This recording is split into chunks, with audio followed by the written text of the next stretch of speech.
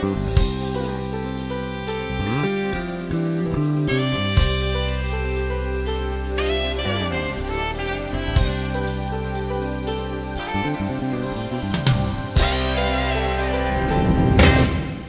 and welcome to this edition of Piedmont Business Live. I'm your host, Ken Morrison. Today we're talking to Tom O'Shea. He is the principal of Agility Consulting, LLC. Tom, thanks for being with us. Thank you, Ken.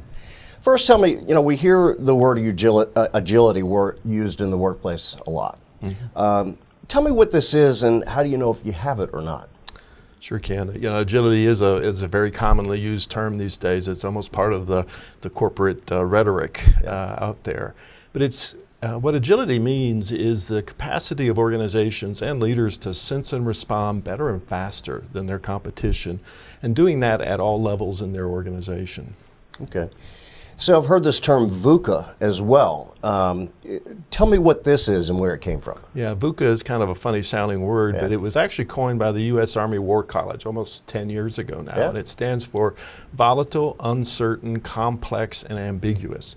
And that's become a shorthand for describing the world that we're operating in today. But if you think about the world of military leaders, it certainly applies to the kind of world that they're being sent out in. And so therefore, the kind of preparation that the U.S. Army War College was doing was to try and equip our leaders to compete in that kind of a VUCA world. Gotcha.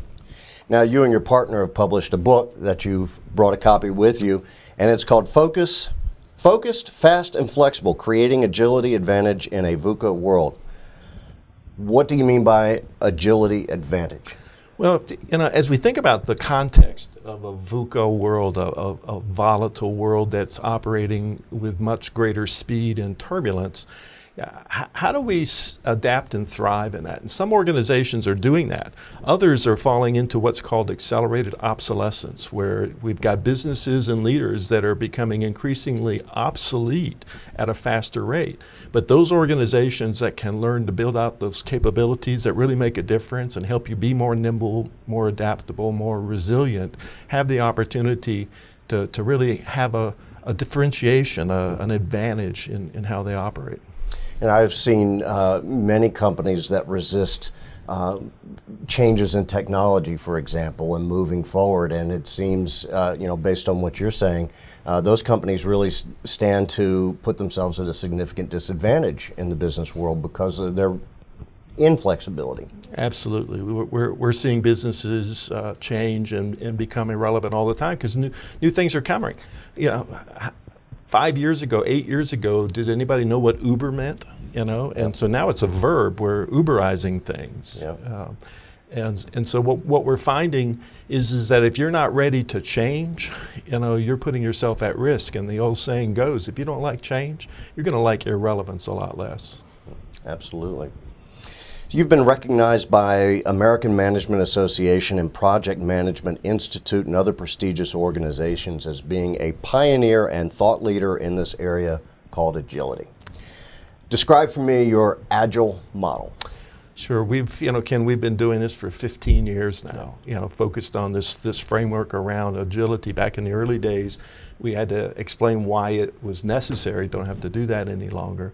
But we have a proprietary model called the Agile model, which captures the 5 key drivers that make a difference. And it's all about how well do we anticipate change? Mm-hmm. How well do we generate confidence within our organizations and with our customers?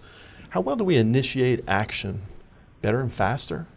How well do we liberate thinking in terms of building out new ideas and the capacity for new ideas? And then lastly, how well do we evaluate results in terms of understanding what does success mean, and does everybody in our organization understand that? It's amazing how that spells agile, when you look at it.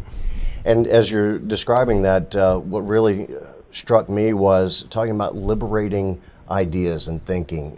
That seems to be very important in larger businesses, especially to really capitalize on the thoughts and ideas of your entire team. Oh, absolutely. And those organizations that really have found a way to unleash that and involve their teams into creating that kind of innovation are just moving at an exponential rate versus those that aren't.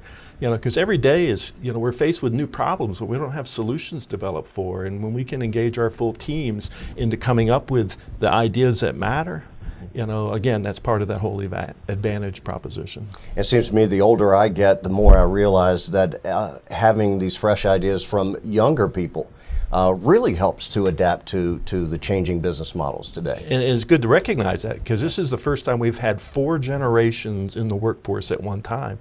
And some of the challenges some organizations have is not really recognizing the validity and the power of the idea generation that comes from millennials or Xers, the different groups that are there. So based on your experience, what are the most important things a business owner or leaders need to focus on today to help their agility? Really, I think it comes down to 3 things. It comes down to first making sure that we have good clarity, in terms of understanding what is our value proposition, what's going to make us successful, and not just having that at the senior leadership kind of level or at the business owner level, but does everybody in the organization have a good understanding of what we must be more agile about, and what it is that success represents? The second point is unity. How can you as a business leader get everybody on that page and create the environment where everybody feels involved and feel like they are able to contribute? And then the last thing is the agility part.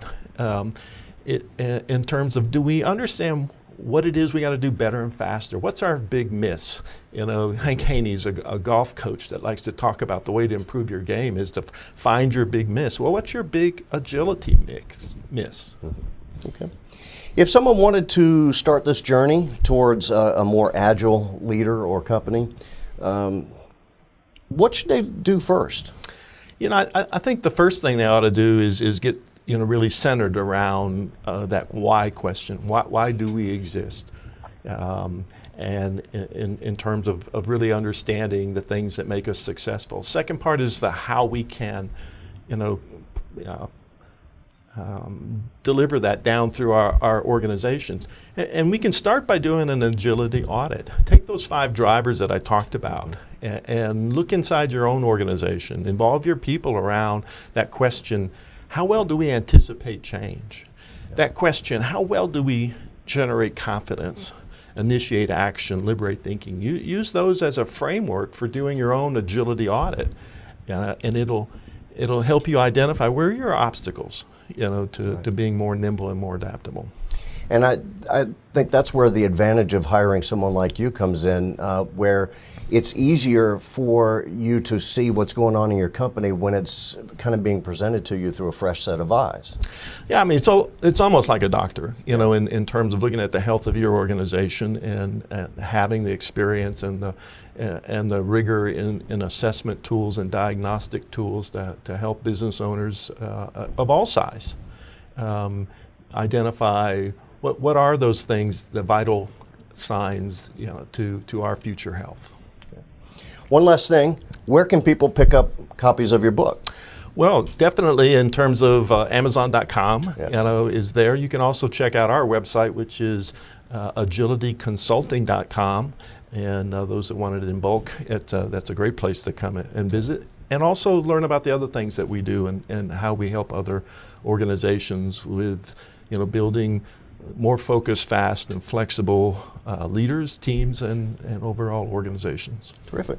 Tom, thanks so much for sharing your insights about your business and agility, and gives a lot of people a lot of great things to think about as they move forward in their business. And we appreciate your time being here. And if you want to know more about Agility Consulting LLC, you can visit their website. The link is at the bottom of this page, and it's also at the end of this video. Tom, we wish you great success. Thanks for being Jim. with us. Thanks for tuning in to Piedmont Business Live. We'll see you again next time.